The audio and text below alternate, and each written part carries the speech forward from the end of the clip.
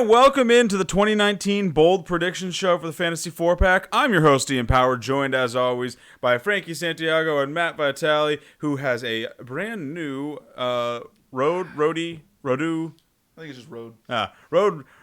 mic'd, so he is able to actually sit at the table with us again instead of having to broadcast from his room. Why don't you speak a few words? Let the audience know how silky smooth your mic sounds. Daddy's back.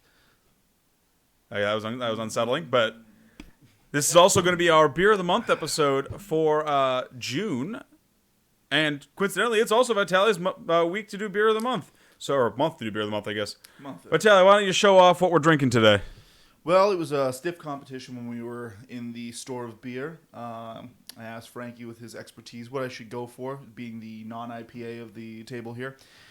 I saw a beer. It stood out to me. It was white, blue can. Just said beer, lager on it. Save that one for a later episode. It's a more special episode, maybe near kickoff. But for today, I went with something that feels a little more fancy, but still in my house. It's called a house lager. It says beer on the bottom of it there. It's like a German way of saying beer. Beer, yes. The way I described it when I took a sip, it tastes like beer when I first had beer.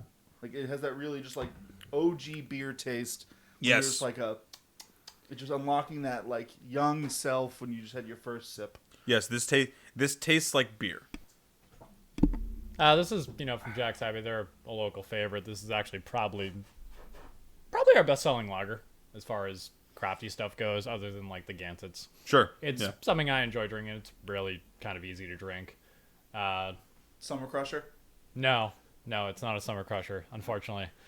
It is really good out of a Stein, though. You found a beer that Frankie didn't describe as a Summer Crusher. All right, don't put one up on the tally board. Got one non-Summer Crusher. No, I think it's a solid choice. It's a pretty good lager. 10 out of 10 would drink again.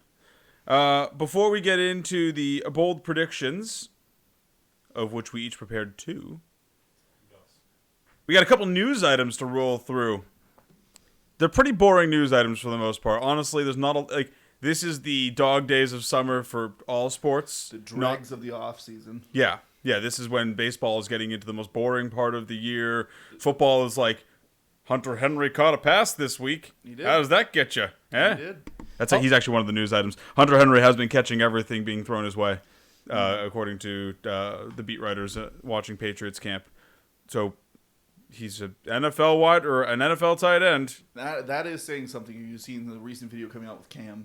Yeah, that's bad. Yeah, that did not. That's look ugly. great. I mean, like I wanted to make fun of Lamar Jackson for his passes that he was throwing to Sammy Watkins when they threw that up on social media. Lamar, you get in a pass because those passes from Cam were oof. And Cam Newton's passes made Lamar Jackson look like Aaron Rodgers. I just do love the people that didn't actually watch the video commenting on Barstool's tweet that were saying like, "Oh yeah, bias towards the Patriots," and then we're just like, "Did you actually watch the video? It's not pretty." Nope. I mean, not anyone can hit a wide open receiver 10 yards down the field, They were uncovered too. That's the worst part. Yeah, I feel like if that's what Cam Newton's going to look like, we might be seeing Mac Jones a little bit sooner than people were expecting. I statted out the Patriots, and of course that video came out days after where I was all set with the Patriots, and I was like, maybe I stat out Mac Jones to be the quarterback after 4 games. You're just like, ooh, that's not great. Wait, you're giving Cam 4 games after watching that? Yes. So, non-Patriots news, though. I'll save that one for last, actually. This is some good news. Ron Rivera says Ryan Fitzpatrick could be the long-term solution at quarterback for the Washington football team. A team is going to commit to Fitzmagic? God. Ron Rivera was quoted saying, "I don't see any reason why he can't be the long-term option for us." So, how old is he? 39. So he's going to be... But he's still honestly, he is still playing at a high level for what he does. Well, no, I agree with that, but saying a long-term option at 39 seems bold. I think Ron Rivera might have a different idea of what a long-term option is than you or I. What I got from this is Ron Rivera saying there's no reason that Ryan Fitzpatrick can't be our quarterback for the next 3 years. 3, that's pretty bold. I was thinking the way I interpreted the comment was like this is going to be our guy for the season. Like we're. Oh, I think he's definitely their guy for the season. Have you seen what else they have on their roster for quarterback? I know it's not much. It's ugly. This is just him like putting a little vote of confidence there. But you know what? It's just nice to see a team finally commit to him. You know, after all the bouncing around he's done. So. I mean, he had his first day of work with his new best friends Terry and Curtis. Yeah. Like, yeah, no, it's I think that's gonna be a fun team to watch. If only they would put a real name on their goddamn jerseys. But how is he going to dress for post-game press conferences now that Deshaun Jackson's not there? I don't know. Maybe Curtis Samuel has some swag that he can steal. He always has a best friend. He always has best friend wide receivers. Someone has to have some, you know, some cool outfits that Ryan Fitzpatrick can throw on, and it'd be obviously way too small on him and make for some hilarious photos. I will miss the Miami Vice look of Miami Dolphins. Fitzpatrick. That was a highlight.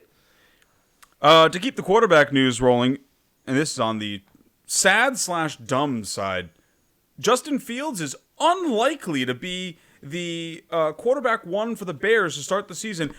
Matt Nagy was quoted saying, "I don't see a possible situation where Justin Fields is our quarterback week 1." And my response to that is, why? I gotta be honest, I don't hate it. But it's Andy bleeping Dalton under center. This isn't a guy that you need to have like stashed because you have this.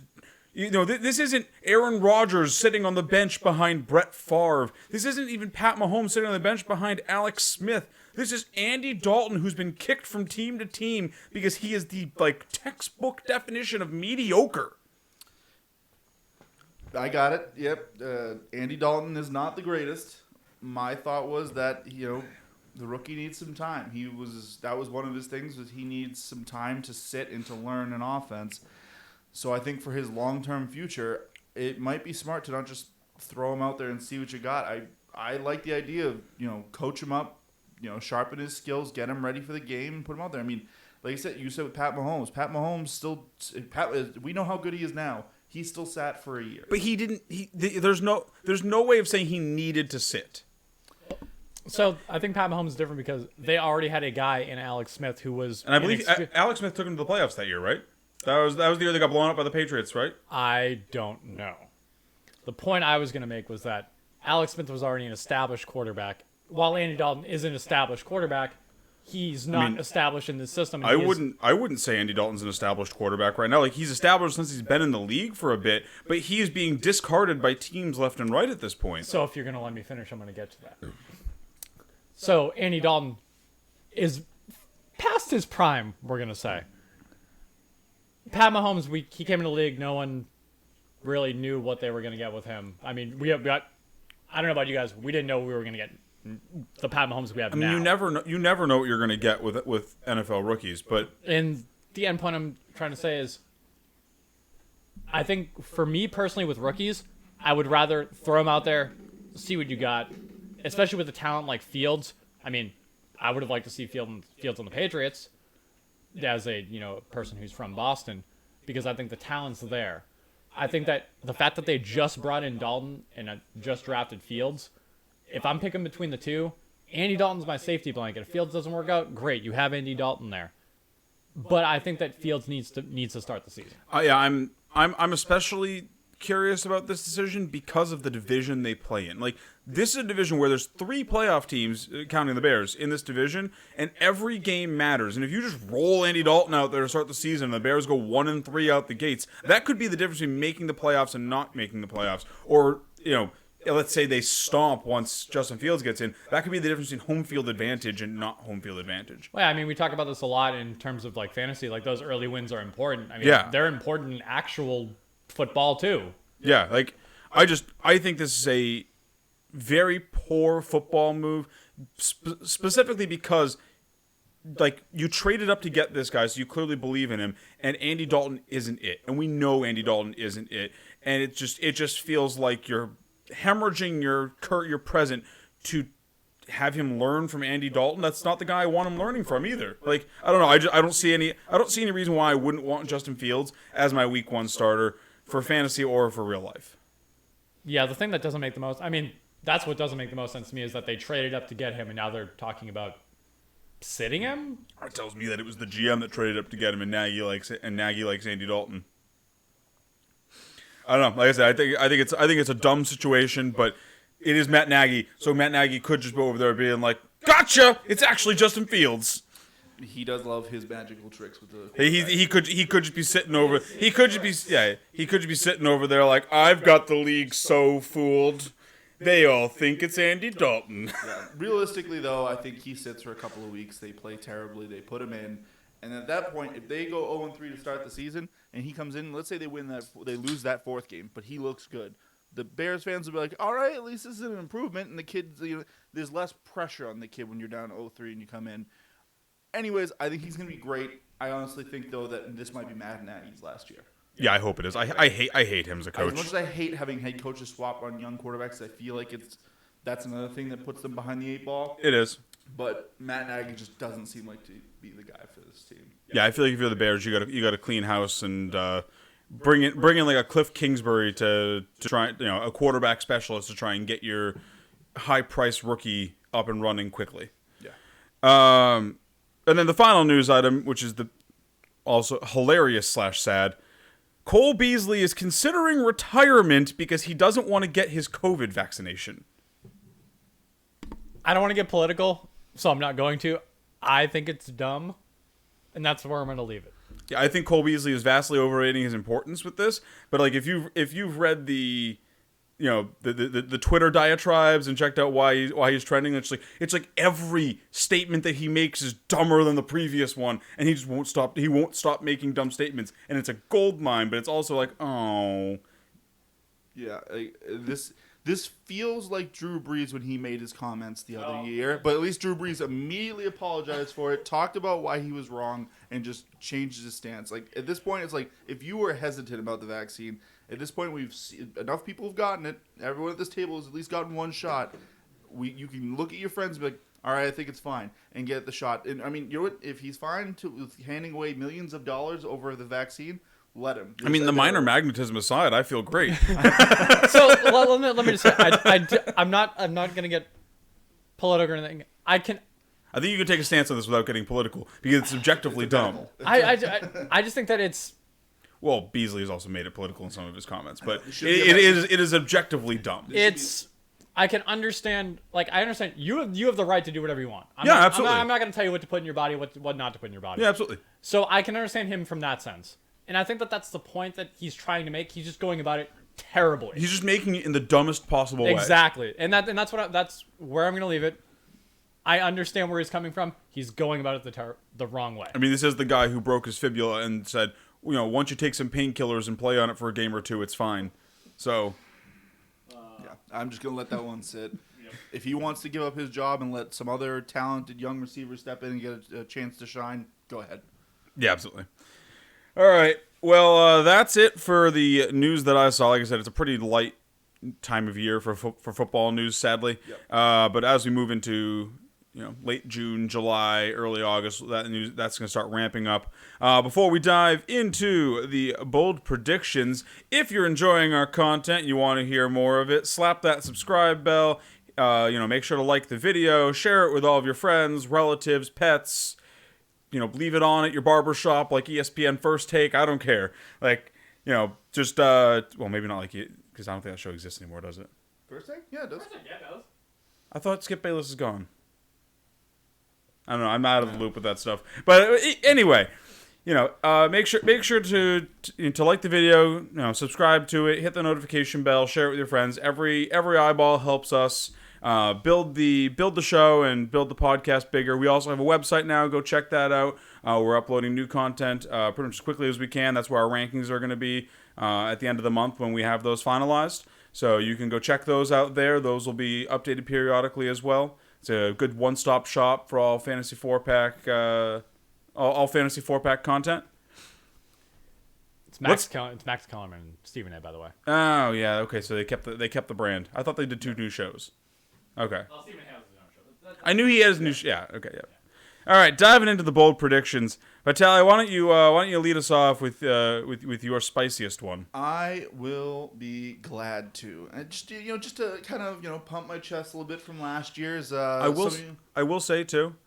I thought I had some spicy ones, and then you guys, I was like, oh, I have like the least spicy ones at the table. Yeah, well, I mean, last year I crushed it with my tight end take. I mean, Hurst and Hooper.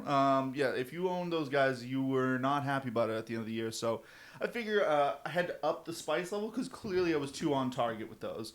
So, I mean, to be fair, Hurst and Hooper wasn't a super spicy one. Yeah, I guess that's why I rolled them together. So that was like Pico de Gallo. Yeah, spicy for some, mild for others. But this one, straight out of the chip challenge here with this spice here. I'm talking about a quarterback. He's got brand new eyeballs. He's the new quarterback in town. He is ready to roll. One person here is very bullish on them and has been since the guy basically got to the league. Mr. Jameis Winston shall be a top three for those. Old Jimmy Crablegs. Number 3 quarterback this year. I want whatever it is you have. It's called machismo. It's called Crablegs. Anyways, to further my point and kind of back up what I'm saying here about him being a top 3 quarterback. Not 5, not 10, 3. So, there was a Hall of Famer on the Saints who just left, Mr. Breeze. Was there? I don't think he's in the Hall of Fame yet, Vitaly. Not quite yet. But you mean future Hall of Famer? Future Hall of Fame. I'll just call him now because I would be surprised if I'm wrong. Yeah, he's first ballot. Yeah, he's first ballot easy. The Saints under him were throwing the ball at a high volume, high yards. He was regularly fighting for the passing yard leader every year. 600, high 500 to low 600 attempts per year. Mr. Sure. Jameis Winston, that's his bread and butter right there. A lot of passing attempts, a lot of things. The problem with him, he couldn't see where the ball was going, so it was a lot of times going to defenders. He took the Jesus take the wheel approach to throwing the football. So let me get this straight. You're hedging your bets on the guy who just got the ability to see. I'm making this clear. If I recall, he had that last season. That was last season. So he just got the ability to see 2 years ago. Yep. Just making sure. As someone who does wear some corrective lenses, it is night and day. It's not like you have to get adjusted to it. It's just watching a TV with much more clarity. So he is now on a team that is a playoff / Super Bowl contender. He has a head coach that knows what he's doing with the team and knows how to lead an offense that has been in the top 12 every year with the exception of last year, and that was because we had broken down Breeze. And even then, they were still middle of the pack in passing. So clearly this team knows how to pass. They have dynamic weapons. You have Michael Thomas and Alvin Kamara still coming back. Michael Thomas should be that much healthier, that much because of how much he rested last year and didn't play. Alvin Kamara, we saw last year, the Slim Quake. You throw a little 1-yard slant out to him in the flat, and he'll take it 51 to the house. Jameis gets all those yards. Jameis gets the touchdown for that. That is for him. So with the amount of playmakers he has that can do stuff before and after the catch, I don't see a reason why he cannot be coming out and slinging like Breeze of old. The only difference is he's taller and more athletic than Breeze ever was. So when I look at teams that have top quarterbacks, it takes talented receivers, a good coach that can put a plan ahead, and then a defense that can get the ball back in his hands. It's all of this is just culminating around him where this his first round, number 1 overall pick status, this is where it's going to be on play. Not when he was with the Tampa Bay Buccaneers, who, as we were talking about commentators, used to call them the Succaneers until they got Tom Brady and all those other weapons. So clearly there was something wrong with the system, and now he's in a great situation to maximize his value. It's up to Sean Payton and him to put the pieces together, see how much he's matured with having Drew Brees teaching him how to quarterback a real team, and put it all together. So, I mean, for me, when I look at this guy and how much he throws, he had the 30 for 30 season. If you bring those interceptions down, he's got a deep ball specialist in Traquan Smith too. Yep. Adam Troutman is the fantasy darling at tight end for basically everyone in the industry. There's a lot to like with that Saints offense if Winston is truly new and improved under center. I agree. Yeah. And like I said, if you look back at Breeze's his history and why he's considered a Hall of Famer, even though all those years with the Saints weren't that great, I mean, he was throwing for 4,000 or 5,000 yards a season and like 45 touchdowns. Like, and we've seen Breeze finish in the top 3 several times. Yeah. So like it's not like this is an offense like the Detroit Lions, which just never happens. Right. We're only, I want to say, about 3-4 years removed from when Drew Brees was the 5th round pick. Right. Yeah. Whereas right like every year he was turning out top 5 QB performances. Right. So I think he can slot in. I think he brings more athletics to it, and like I said, that for me, there are pieces there, and that's why it's a bold prediction. It's not quite there. It's up to Jameis to do the rest. Personally, I love it. Welcome to the Church of Winston. We have free cake. I don't love it, but I can Winston, see cake where or you're death. coming from. So, if we want to talk about another guy, Let's talk. But do you have a better I quarterback than Jameis Winston? I have Frankie? a better prospect for the top 3, in my own opinion, than Jameis Winston. Better than Jimmy Crablegs. All right, let's hear it. Well, you may have heard about this guy named Matt Stafford. Another one that I like. I'm very big on him this year as well. I don't think it's a stretch to say that Matt Stafford is, an upgrade at quarterback for the Rams than Jared Goff. If you just, I'll go with Frankie, I think you would be an upgrade at quarterback over Jared Goff for the Rams. I mean, if you look at last year, barring the team's record, obviously, because the Rams made the playoffs, the Lions, we'll just say did not. Jared Goff was not great, and Matt Stafford was able to do more with less. With his 2 best weapons in Robert Woods playing 16 games and Cooper Kupp playing 15 games, Jared Goff was able to turn in a 20 touchdown, 13 interception, under 4,000 yard season on about 67% passing. Matt Stafford, a little bit less on the passing percentage at 64, but without his, best receiver in Kenny Golladay, God rest his soul, because He's not dead. He's in New York. No, he's dead to me because I picked him in the 3rd round last year. He's not dead. He's in New York, Frankie. He played 5 games. I guess New Jersey technically is that is basically being dead. He played 5 games, and Stafford was able to turn in a 26-10 season with over 4,000 passing yards.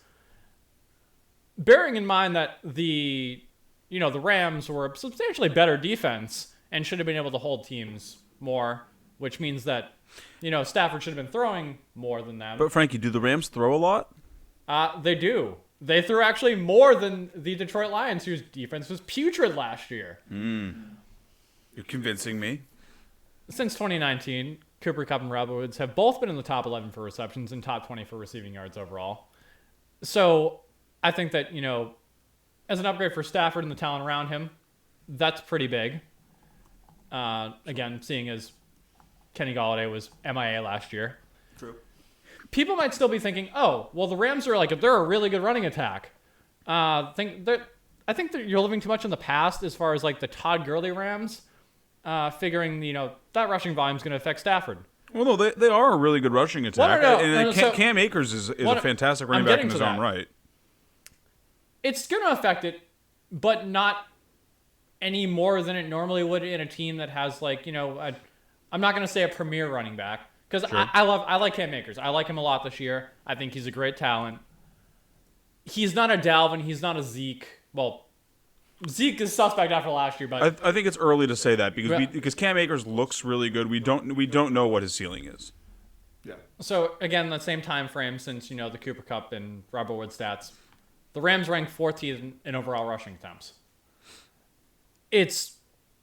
I think that can go up because, again, I love Cam Akers. I think that he's a great talent, and I think that they've kind of been trying to find their footing since Todd Gurley's left. Yeah. But I don't think that he's going to be that guy who's going to have that huge workload that eats into Stafford's throwing that much. I think that as far as the talent goes around him, with those 2 guys, Kupp and Woods, and also Higbee as well. I love him at tight end. I think he's super underrated because he's not a George Kittle. He's not a Travis Kelce, but I would put him up there as far as tight end talent goes, especially in a team that likes to throw the ball a lot. And I think that it's not outlandish to say that with all the pieces around him, Stafford can be in that top 3. I'm not putting him at number 1 because Pat Mahomes is phenomenal. I think he's everybody's pretty much consensus number 1 quarterback at this point. But I think that he might be able to sneak in there if he has like, a 40 touchdown season. I think the biggest thing that I like about this take, because it's definitely a bold one, saying that Stafford, a guy who I don't know if he knows how to run, ends up in the top 3 is qualifies on the spice meter. But I think the biggest thing I like about this take is that the Rams, for how good they are on defense, they do still throw the ball a ton. Like these last 3 years, 552 attempts, 626 attempts, 561 attempts. That's a lot of throwing, and Stafford is like probably twice, maybe 3 times as good as Goff.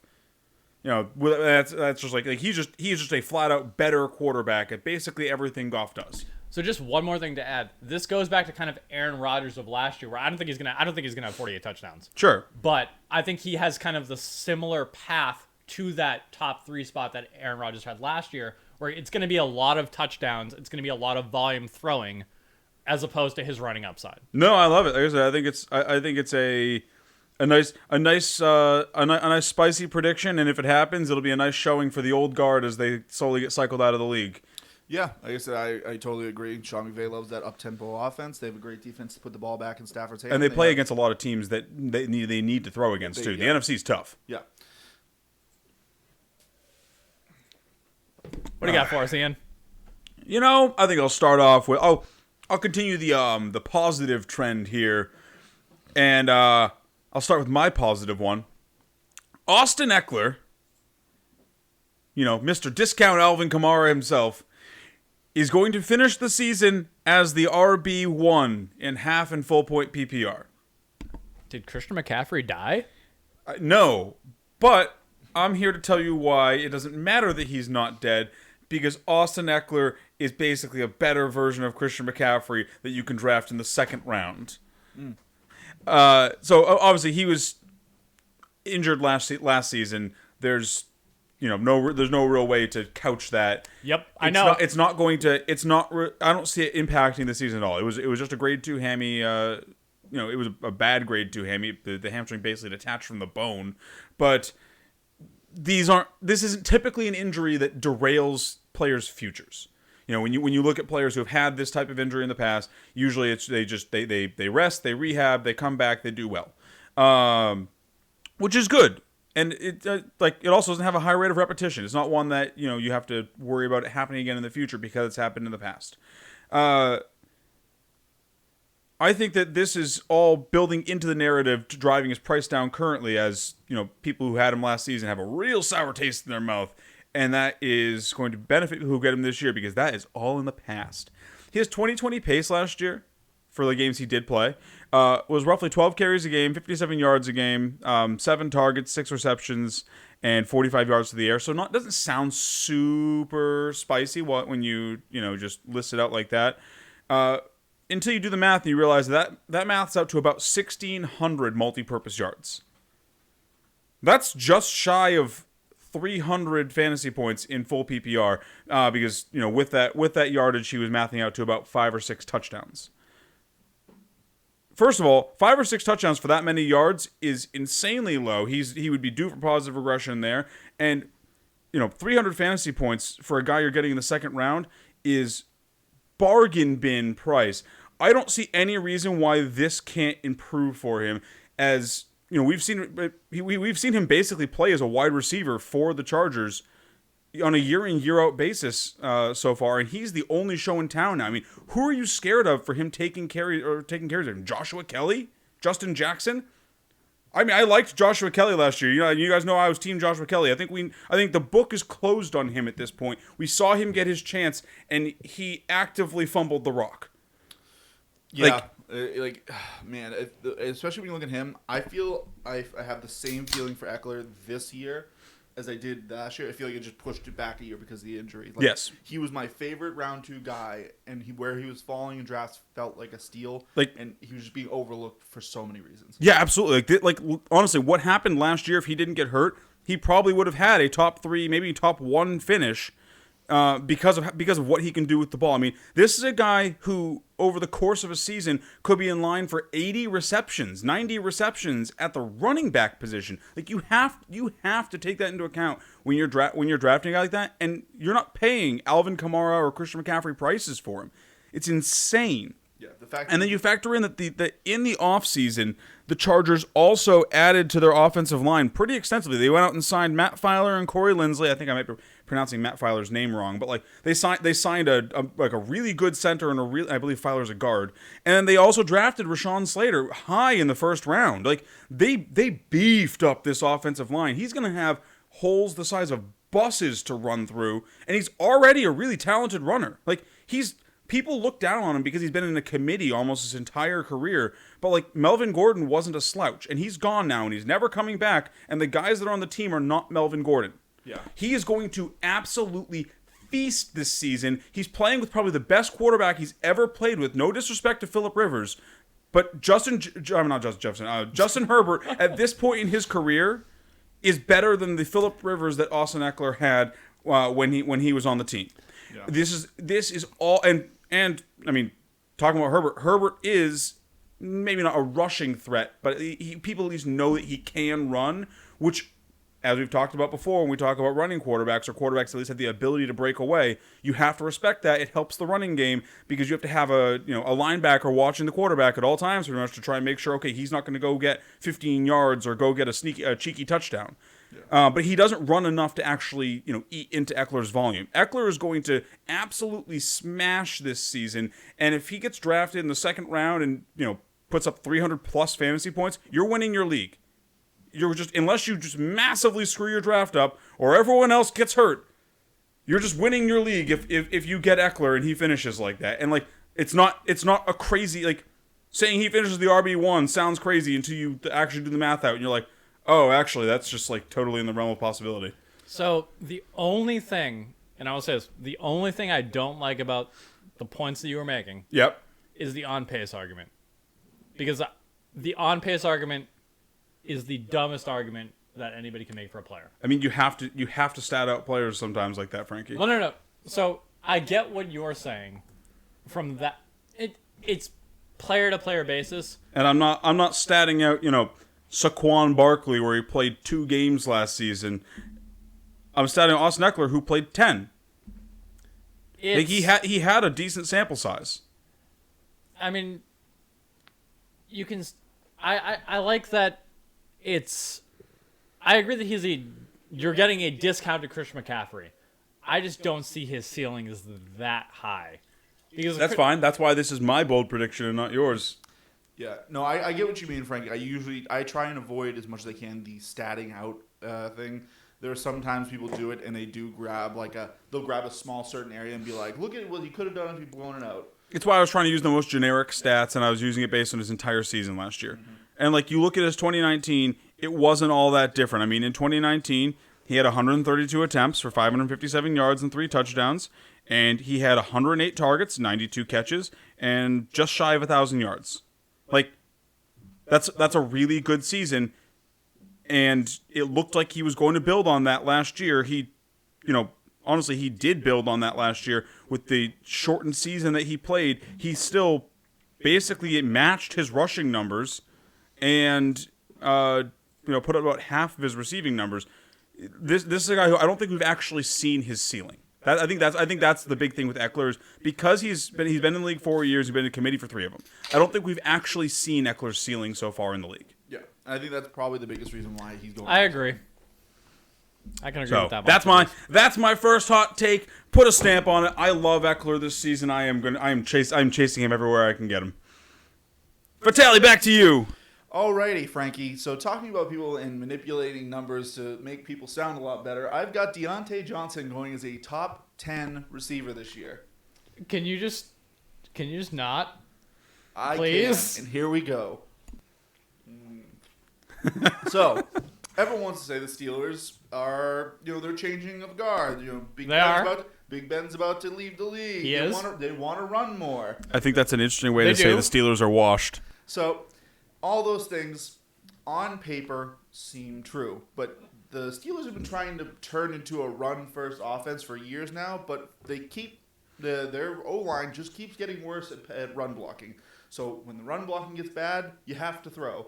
Their defense, while it was amazing to start the year, got exposed at the end of the year, and that's why we saw them just plummet. So looking at Deontay, even with all these things going on last year, he was the 6th most targeted receiver. And when I looked at all the other receivers in his area, points comparisons, yards per game was about 12.33 yards per game. He was down at about 10.5. And this is kind of the start of all his issues. Was I would call it luck-based. He kept getting small, minor injuries that were keeping him out for a game. He'd have dropsies for one game, so the coaching staff would bench him. With all these collected, he still was the 6th most targeted receiver. Clearly, Big Ben likes this guy, and he wants to hyper-target him. He's going into year 3, so he's got the game down. He understands NFL speed, and now he's ready. Like, he broke out last year. Like, he broke out. Like, that was a breakout year. Yeah, I think he only actually technically played like 10.5 games last season. Yeah, like I said, he missed a few games. There was a couple short games. Well, and there was a couple games where he got credited for the start, but he got out in like the second play of the game. Right. So, and even then in those games, he was still making impacts, and he had like okay fantasy days. But you look back, he has some head-scratching games where he'll get 13 targets with 45 yards and no touchdown. Another big thing that went against him, Chase Claypool had an amazing rookie season. Like, he came out of nowhere and got 9 touchdowns. If he played more like a standard rookie, he got 6. Those other, 3 touchdowns, I don't see a reason why Deontay doesn't get those. So I was just trying to figure out in my head, all right, if Deontay had, maybe I just adjusted him to the guys around him. Because around him, he had the worst yards per reception of all the top 10 receivers for targets. The only one that was even close to him was Calvin Ridley with, I believe it was 12.5. Or no, sorry, he was at 10.2. I love that man so much. 11.2, that's what it was. Why don't you marry him? And he had yardage similar to him, but he was getting the touchdowns. So that's why he was so good, and that's why he's up in the second round. Whereas Deontay is down, ranked as like the 30th wide receiver. So I went in and I just pushed him back towards the average. His catch percentage and his yards per reception were what was killing him. He was down at about 62% catch percentage, and as I said, 10.5 yards per reception. If you just push that back up to where everyone else was, which would be 12.33 at reception, and you give him about 69 to 70% catch rate, Nice. he, in half PPR format, jumps over Mike Evans to become the number 10 receiver. So with this going forward, I think Claypool has a regression year. His touchdowns come back down. He probably stays around, and I think his receptions come back down because I think the Steelers will throw a little bit less. Big Ben is still going to safety blanket onto Deontay, and he'll still get his. I think one thing to consider with Claypool, too, for why Claypool's going to pull back is Big Ben's another year older. That elbow still isn't great. Claypool's a deep ball guy. How can Big Ben actually get Claypool the ball, or is it going to be all over the middle to Deontay and Juju? Yeah. And like I said, when I bumped him up, that put him. I basically gave him 12 extra catches, and those 12 extra catches equaled out to about 37 more fantasy points and half PPR. And like I said, that's not including anything else. If you use scoring where you get the 100-yard bonus, if you got a touchdown with any of those catches, that is just pure yardage, and the fact that he gets half a point for the reception. So when I look forward to this next year, it's like it's not out of the realm of possibility to see him come back with a similar amount of targets, more catches, and end with like a 1,250-yard season, 9 to 10 touchdowns, and that puts him easily within top 10 contention. No, I love this take. I was a big Deontay fan last year. I hyper targeted him in drafts. I waxed poetically about him all season. And if there's one Steeler I like, I've said already this so far this season, if there's one Steeler I like, it's Deontay, because I think he has cemented himself, sorry Juju, as the number one on that team. And the best thing about Deontay is everyone's scared of him to draft him because of his dropsies. Dropsies are coachable. You can get you can move away from dropsies. Dropsies aren't and I guess fumbles are coachable too unless you're Daniel Jones. You can get away from having drops be your issue. He's gonna get hyper targeted again, and in basically every game where he actually played, that's why I made the distinction earlier about how he only really played like 10.5 games. Yep. In basically every game where he played, he got like 8, 9, 10 targets. Like it was insane. Like I said, I look back. He got a massive target volume. Yeah, you're talking. It was more like 12, 13, 14. So that's right. My main worry is, we talked about this last year, was Deontay's either going to play the full game, or he's going to play the first 2 plays of the game. Get like. Well, no, I thought Vitale made yards. a really good point with his argument where, Deontay isn't injury prone. A lot of his injuries, if you watch how he got them and the type of injury, a lot of them were just bad luck. Yeah, Like he got like a stinger that knocks him out for the game, and it's like, could he play through it? Probably, but the Steelers didn't need him to. They were smashing teams in the face at that point, so they were just like, yeah, just take the game off, man. Yeah, he had, to me, like I said, it was like a hand, then it was a thigh. It wasn't the same thing getting injured over and over again. And then on top of that, it was like the dropsies. It was his second year in the league, playing with Big Ben for the first time ever. Well, and you figured, if you aren't an NFL receiver, it's probably hard to put yourself in this headspace. But it's like, he's never been the man, and all of a sudden he is getting hyper targeted. Like, you get hyper targeted like that out of nowhere just because you're a really talented dude. Like, you might be nervous. Maybe last year was a growing year for him, and Tomlin's a pretty steady Eddie at the helm there. Like, maybe a year growing with Tomlin coaching that team along. Maybe he just doesn't have a dropsies issue anymore. Like, that's not a crazy take to have. So let me ask you this question then. Shoot. You say, like, he goes out for a game, whatever. It's not an issue because the Steelers were, stomping people. Do you think they're going to have that same luxury this year with Big Ben being a year older? No. Juju maybe not being himself. But I think you see him play through more injuries, or just don't get the injuries, because like Vitali said, they were unlucky injuries. It wasn't like he had a Julio hammy that kept acting up. It was random. It was random stinger injuries basically that just knocked him out for a game, and they came right back because it wasn't an actual issue. It was just enough to knock him out for the game. All right.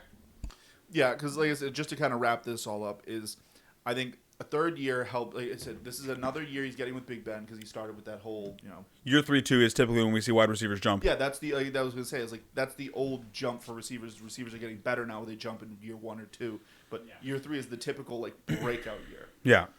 No, I really like Deontay this year. I think honestly, top 10 is not unreasonable at all for what we've seen from him. Unless you don't think Big Ben is going to be able to move the ball at all, in which case you're predicting the Steelers to go like 3-13. Yep. Frankie, what's yours? Take us away with your second take. I'm going into the negative now. Yeah, where we just talked about a receiver who's going to catapult himself into the top 10. We're going to talk about a guy who I think is going to fall out of the top 10 and maybe even the top 12. Let me put this disclaimer out there just to start this take. I think that DK Metcalf is a phenomenal receiver. His body of work so far in the NFL has been great. He's a big body. He's fast. I mean, look at the... Not to mention in contention for most jacked human being ever. Yeah, Yes. I mean, look at the... he has muscles that I don't think actually exist. Yes. Look at the chase down he had last year. And, I mean, he's got the jump ability. He's a really special athletic... We'll call him a specimen. Yeah, but before you get into what you're about to do to this man, just remember, this is the social media darling you're about to go and attack, because everybody loves this guy. I'm not afraid. Oh, don't you worry, Vitali. I'm be taking some heat off Frankie with my take. I'm not afraid. I want all the smoke, as Pusha T once said. I want all of it. But now that I'm done complimenting him and his amazing body of work that he's done so far, let me get into what I don't like. The Seahawks have the 9th most rushing attempts in the league since 2019. The trend is hard to gauge since Chris Carson didn't play a full season last year. He played a full season the year before, but it's pretty much been fluctuating since 2018 whether or not like it's let Russ cook season or let's run Russ out of town season. Every year Russ starts off hot. And we always had the Rivers freeze in winter saying, do we need to make one for Russ? That's what it's seeming like, because every year starts off super hot, and then at the end of the year he's like, oh, like we got those early wins. I mean, we were talking about this earlier. The early wins matter, and it's like, oh, I can take games off. I can coast to the playoffs. Yeah, I don't know what it is. I think it just like week 10 this year, we're just going to have to play closing time because that's basically when it is for us. Russ is done cooking. It's closing time. Looking at Russ, and we all agree that Russ is, start hot, finish cold. We saw the same thing last year with Metcalf. He had a monster first half of the season. 43 receptions for 788 yards and 8 touchdowns through games 1 through 8. Second half of the season, 515, 40 receptions, 2 touchdowns. those are still great numbers, but that's a huge drop off in my opinion. That's almost 300 yards. That's 6 less touchdowns. And in the regular football, that's great. In fantasy, that's about, 6 touchdowns. That's 36. That's about 36 less points. Probably more. I'm terrible at math right now, but Yes. You mean terrible at math always. Yeah. My main point is, so I don't think Metcalf's going to be a complete dud at receiver. My main problem is that he's being drafted over guys like DeAndre, Justin Jefferson, Allen Robinson, Michael Thomas. Sorry, I just had to turn on the lights because it was getting a little dim in here. These are all guys who are, one, getting a lot of volume, particularly DeAndre, Allen Robinson, Michael Thomas, and probably Justin Jefferson this year. But also, Metcalf only did this on 80 receptions last year. I mean, he's no A.J. Brown. We all agree to that. Yes, I agree. I 100% agree with that statement. But all of this aside, it's like it's going to be hard to keep that company when he's not getting. I mean, Tyler Lockett's still there. I think that those are definitely the 1-2 on the team. I think that Metcalf has superseded Lockett for anyone who hasn't gotten the memo yet. Yep. As the number 1 receiver. We're not even talking about his schedule yet. He has, a couple gimmies in there like Tennessee, Jacksonville, Houston, Detroit, all looked abysmal last year. And even then, in the last half of the season, he had the Jets a couple times. He had teams that were gimmies, but they didn't translate to fantasy points. I haven't looked at DK's schedule yet. I'm pulling it up right now because I'm worried now. So as far as teams he has this year, he has Indy to start the season. He has New Orleans, Green Bay, Washington, all pretty good teams as far as the pass goes. And then he has the Rams twice. That is a frightening lack of green. Yeah, I know defenses change year to year, but that is way more red than I want to see, and a frightening lack of green. Yeah. So there's no doubt in my mind that he's the best receiver on the team. Again, speaking to Lockett, he's definitely been superseded. But if Russ falls off or simply just doesn't start hot this year, it's very feasible he falls out of the top 10, even top 12. It's not. Indianapolis, tough bid. Super underrated too. They were amazing as the past last season. Minnesota had a bad defense last season, but they've only ever had a bad defense under Mike Zimmer once, and that was last year. If I'm a betting man, I'm betting that Minnesota returns to form and they're a good defense again this year, as opposed to the train wreck they were last season. So I'm going to say Indianapolis, bad. Minnesota, bad. San Francisco, bad. Los Angeles Rams, bad. Pittsburgh, bad. The first okay matchup they get really out of that, aside from Tennessee, is they maybe get a break Week 7 against New Orleans, but they still got Marshawn Lattimore. That's a rough defense. And then finally they get Jacksonville in Week 8. So in their first 8 games, they have two teams that are considered good matchups. Oof.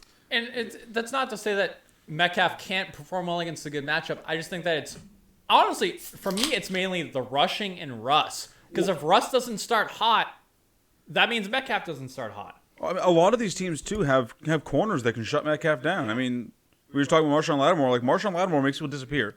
Yeah. That's a scary start to the season. You've enjoyed this episode so far for my support of your players. I'm loving this because this is basically my take against A.J. Brown last year, a guy with low receptions that was overperforming that I saw a comeback for. I was wrong on A.J. Brown, and I'll say I was wrong with A.J. Brown. But he's a superhero. I wanted to ask you how that turned out. Can I ask you how that turned out? Yeah, I was wrong, and I understand that. But I'm just saying I'm proud to see you, Frankie, looking at those stats and being maybe catching not a lot of balls and getting a lot of yards off of them are not great. Because I just talked about a guy who ended the season with about 80. I believe it was about 86 catches he had. And we're talking about him as a wide receiver 30. That's where he's ranked right now by fantasy pros. Not just these are experts that are putting him in the 30s. because he only had about 900 yards Yeah. and 7 touchdowns, which wasn't that bad. This isn't Joe Blow on the couch being like, I don't know. Yeah, like we're looking at a guy who did a lot with a little, and it's like, are you going to do a lot with a little again on top of Russ? Turning into leftovers Russ at the end of the year, and like, what if Russ is upset and this whole thing that's been going on this offseason blows up at the beginning of the year? He goes from Gordon Ramsay Russ to Grubhub Russ. Oh yeah. Well, just to finish this off, I don't think it's going to go to Grubhub Russ.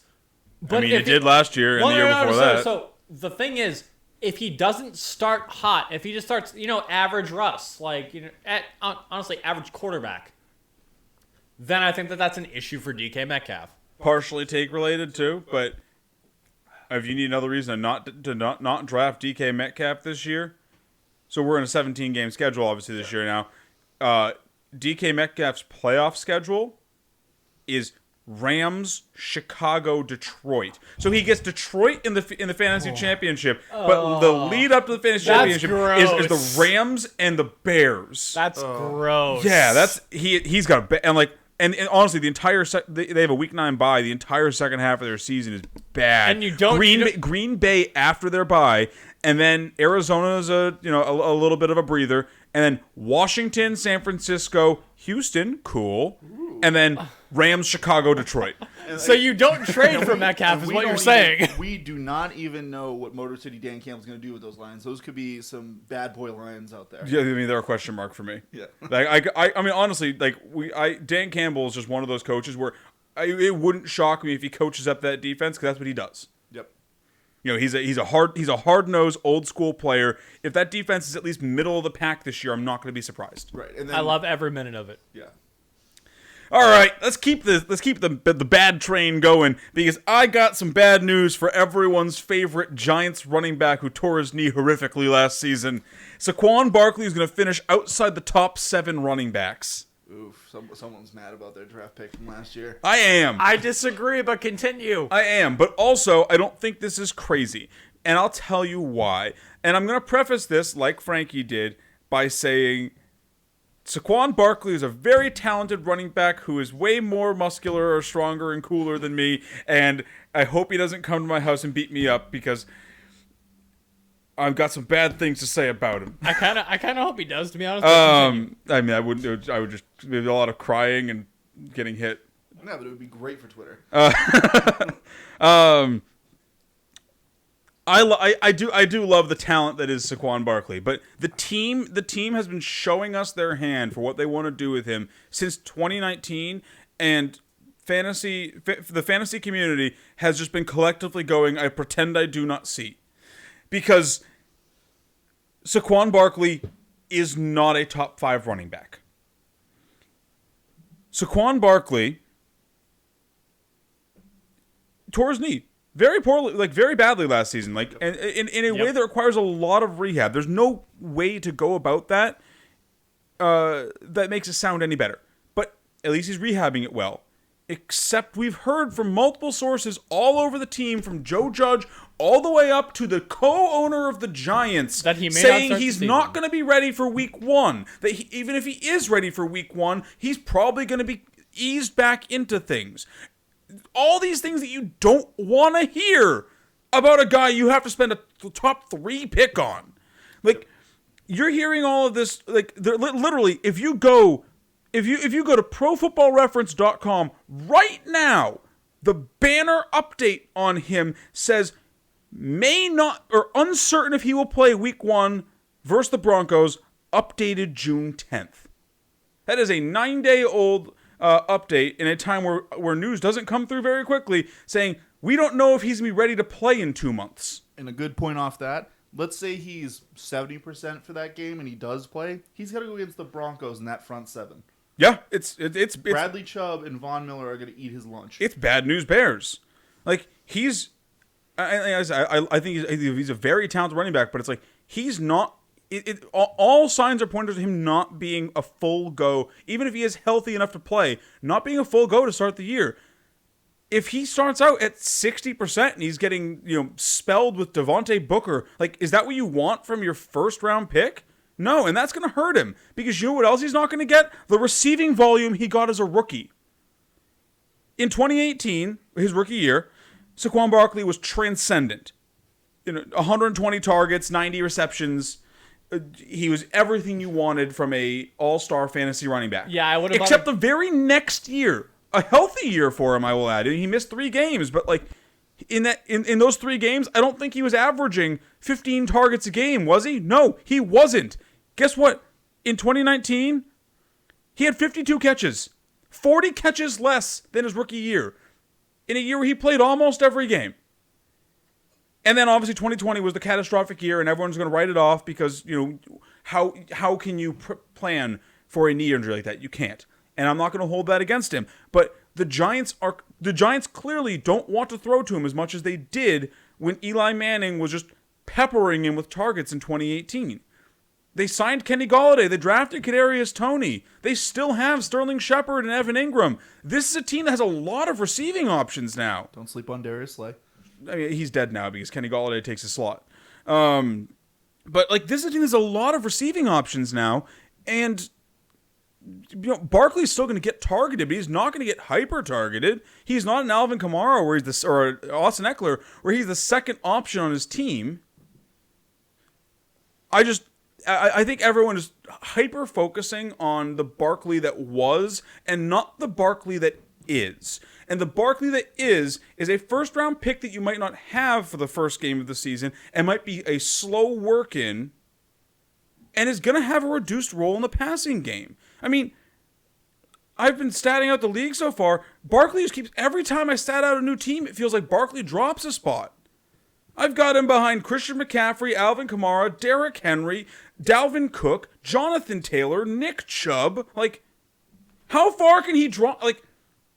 It's insane once you start actually taking a look at it and you realize he's just not going to provide the value that people need him to provide, and he could legitimately cripple your team because if you're drafting him in the top 3 picks, you aren't getting another pick until the end of the second.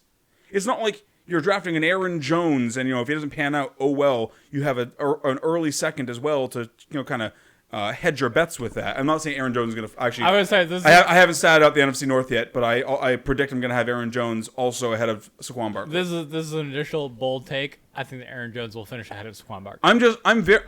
I'm very personally worried about where Saquon Barkley is going, and I think honestly it wouldn't shock me if he finishes outside the top 10.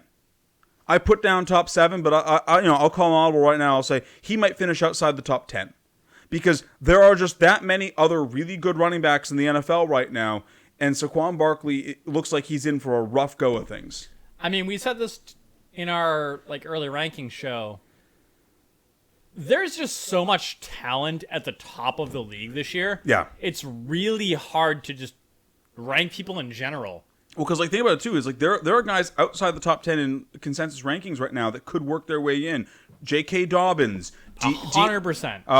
DeAndre Swift, Najee Harris, all of them could easily play their way into the top 10, driving Saquon down further. This is potentially a very rough year for him. Do I think that he's going to have? I mean, the Giants have talked about wanting to sign him long term. Do I think he's going to have better years in the future? Yes. He could absolutely return to top 3 value, but this is not the year to gamble on that. Yeah, he feels like the pick to me that if I'm up in, let's say, pick 2 or pick 3 and CMC's already gone, he might be a trade chip to me. Just look at somebody who loves Saquon, didn't have him for the year, he was out completely, and just be like, I can get you Saquon, let me just get your first round pick and some other juicy picks. Sure, I mean, that's great. If you're in a league that allows trading back, that's a which you always should, because it just makes things more dynamic, and you can move around and get the guys you really want to get. You just pay up or slide back to get them. That's a great strategy to have if you have that available. 100% agree with that and love that. All right, cool. Well, like I said, I had to spice that one up a little bit because I wasn't expecting you guys to have such spicy takes. So, yeah, that'll be my official stance outside the top 10. But that'll do it for our bold takes or bold predictions for the 2021 season. Let's do a beer check, seeing as we officially are back in beer check season as well. You guys beat me, I know that. I finished 4. I finished 3. 1 and I got a sip left. Honestly, You really disadvantage yourself, Vitaly, by not using a glass. Honestly, I don't have a lot to complain about. You don't have to complain. You can rant positively. So I'm very happy that we are back in, almost full swing of things. I'm happy that we're almost gonna be out of the year where football is the only sport to keep track. Not football. Baseball is the only sport to keep track of. Basketball is still thankfully going. My favorite sport. Which I do love that it's doing it in the summer now. I hope they stay with this. But I mean, I could rant about basketball a little bit. Well, no, it's like basketball is still here is the point. Yes. We're not only in the dog days of summer where baseball is the only sport that's on, and we're just like, oh, I guess the Red Sox played today. But, I mean, even if football's not playing, I mean, training camps are going to start kicking off in, July, and we're going to have a lot of stuff going on. We're going to have more news, hopefully. But, no, I think that I like that what we're doing right now. I don't, I'm happy to have another season with you guys as far as, the show. And, I think that, honestly, I don't have a rant. It's more of a, I'm going to keep it positive. Yeah. I mean, I think that's more returning to positive because we definitely didn't keep it positive. No. We got to positive. We steered that airplane directly into the ground over the last two takes. DK Metcalf is going to be, maybe top 20, but, we're good. Maybe top 20. Yeah. All right. Well, that'll do it for us here today. Join us next week. We bring you a best ball draft once again over there on Underdog. And as always, if you have any questions, concerns, want to tell us how much you like or hate the podcast, comment on the video, hit us up on Twitter. Twitter's probably the most reliable place to contact us. I know at least Frankie and I are very active on there, and Vitaly is moderately active. I watch, I lurk. Yeah. I see it all. So we hope to interact with you all, and we'll see you next time.